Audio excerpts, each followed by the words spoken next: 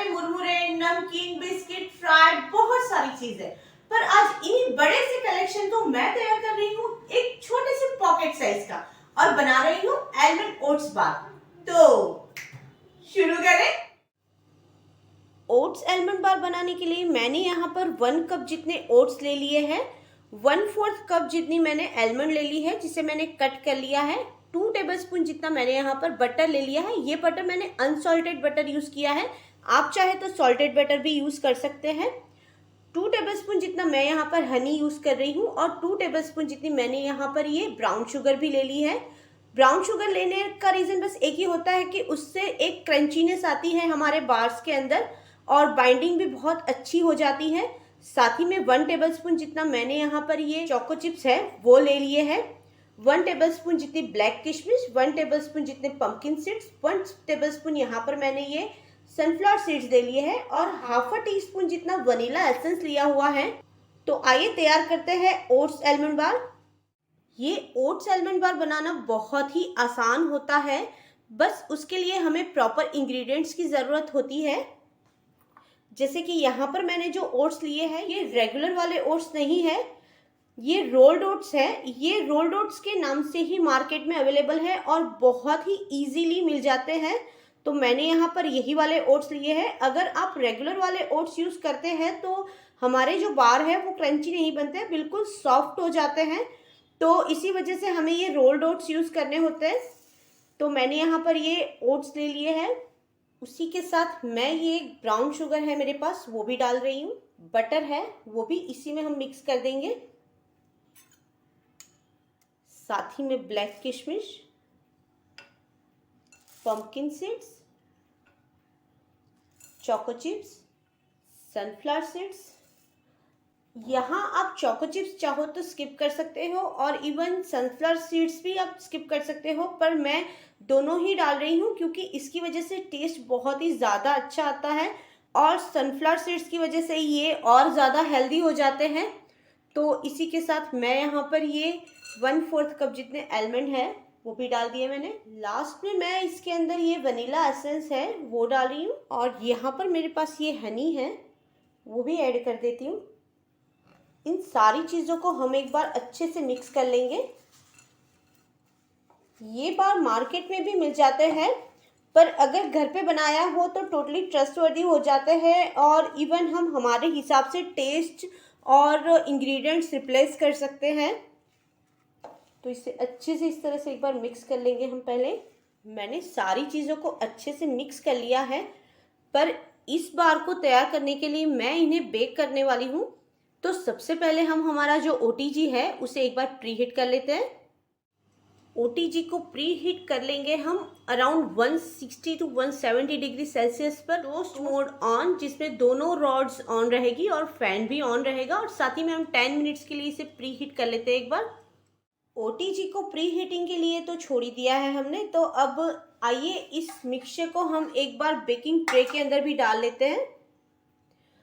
Baking tray में डालने के लिए मैंने यहाँ पर ये बेकिंग ट्रे को ले लिया था और आप देख सकते हैं ये बिल्कुल अभी प्लेन है, मैंने इसके नीचे कुछ भी नहीं लगाया है और ऊपर मैंने यहाँ पर ये पार्चमेंट पेपर जो होता है वो लगाया है, जो बेकिंग पेपर आता है वो।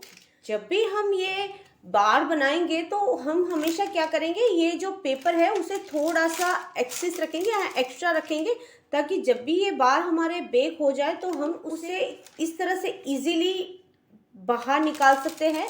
तो एक बार मैं सारा मिक्सचर इसमें ऐड कर लेती हूँ। अब हम क्या करेंगे, ये जो पूरा मिक्सचर है उसे अच्छे से प्रेस कर लेंगे यहाँ पर, जिसकी वजह से जब बार तैयार होगा तो बिल्कुल भी बिखर नहीं जाएगा, ये प्रॉपरली बेक होके एक पर्टिकुलर शेप में निकलेगा। तो मैं इसे अच्छे से एक बार प्रेस कर लेती हूँ। ओटीजी प्री हीट तो हो ही गया है और साथ ही में हमारी ये बेकिंग ट्रे के अंदर हमने ये जो मिक्सचर डाला था वो भी अच्छे से सेट हो गया है।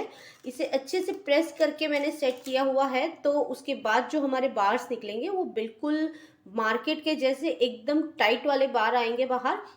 तो इसे कोशिश कीजिए जब भी आप इसे प्रेस करते हो तो अच्छे से प्रेस करिए ताकि ये जो ग्रेन्स है वो अलग अलग ना हो जाए।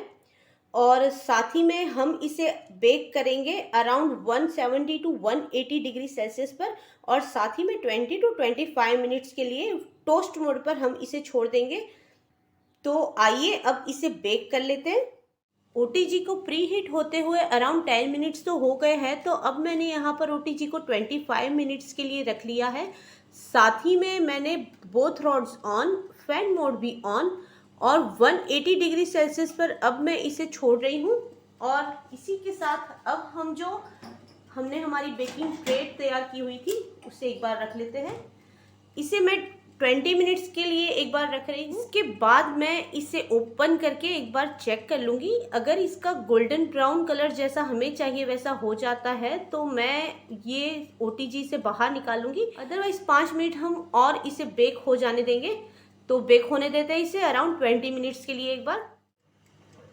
ओट्स आलमंड अच्छे से यहाँ पर रोस्ट तो हो गए हैं, आप देख सकते हैं कलर भी बिल्कुल इसका ब्राउन हो गया है, पर इसे मैं 5 मिनट के लिए और बेक हो जाने देती हूँ।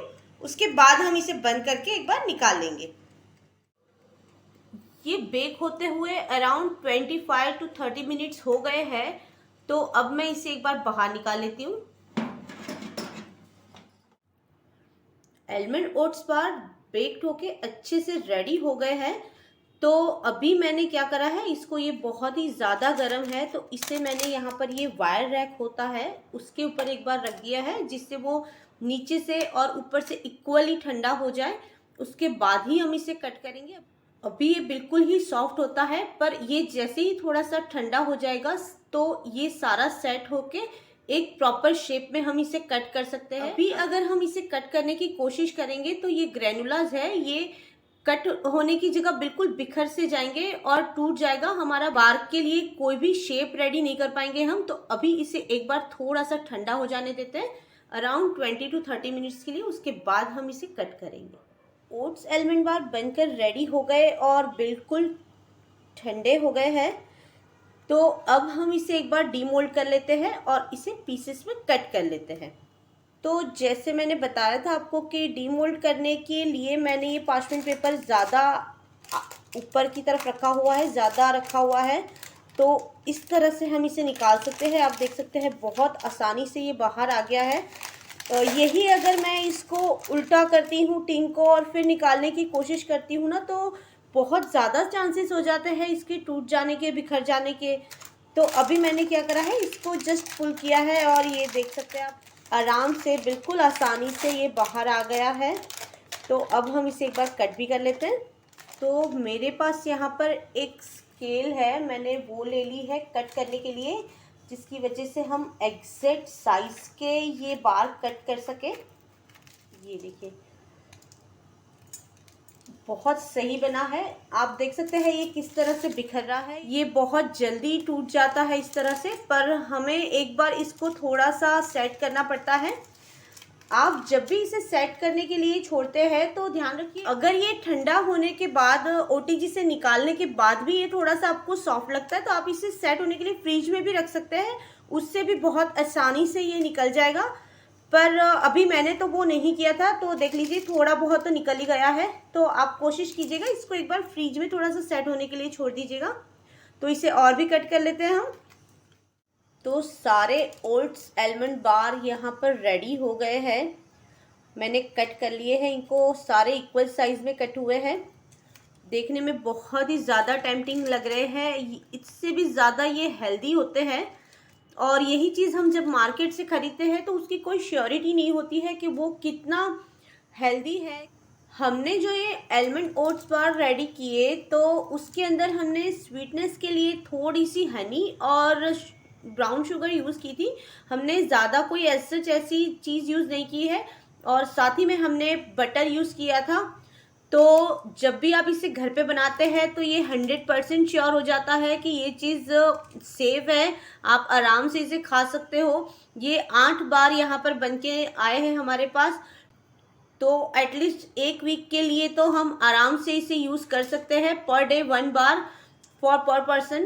तो ये बहुत ही ज़्यादा हेल्दी हो जाता है, तो इसे ज़रूर बनाना। तो मैं सर्व कर देती हूँ अब हमारे ये ओट्स आलमंड बार को। आलमंड ओट्स बार हमारे यहाँ पर रेडी हो गए थे, तो कुछ को तो मैंने इस तरह से रैप करके सर्व किए हैं और बाकी के जो कुछ है उनको मैं ऐसे डायरेक्टली ही सर्व कर रही हूँ।